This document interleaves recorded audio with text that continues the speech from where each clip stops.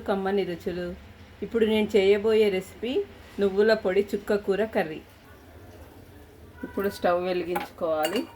వెలిగించుకొని ఒక గిన్నె పెట్టుకొని అందులో తగినంత ఆయిల్ వేసుకోవాలి.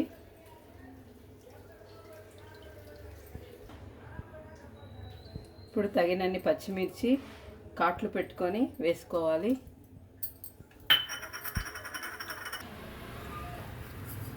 ఇప్పుడు మిర్చి ఫ్రై అయిపోయినాయి. జీలకర్ర ఆవాలు వేసుకోవాలి.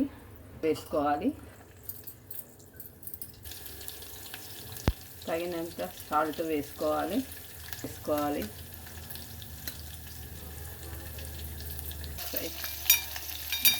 ఇలా ఫ్రై చేసుకోవాలి.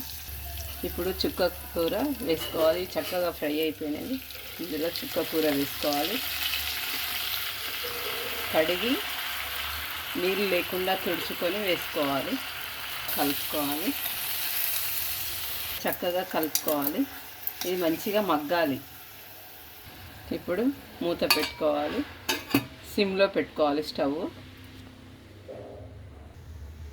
ఇప్పుడు 2 నిమిషాల తర్వాత మూత తీసి చూసుకుందాము. చక్కగా మగ్గిపోయింది. మంచిగా మగ్గిపోయింది.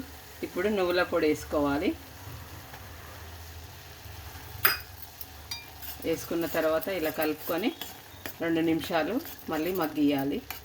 ఇప్పుడు చక్కగా మగ్గిపోయిందండి. వేడి వేడి చుక్క కూర నువ్వుల పొడి కర్రీ రెడీ అయింది. ఇది అన్నంలోకి చాలా రుచిగా ఉంటుంది. బౌల్లోకి తీసుకుందాము. ఈ కర్రీ రెడీ అయిపోయింది. ఇది 2 నిమిషాల్లో రెడీ అయిపోతుంది. Easy curry. ఆరోగ్యానికి కూడా చాలా మంచిది చుక్క కూర.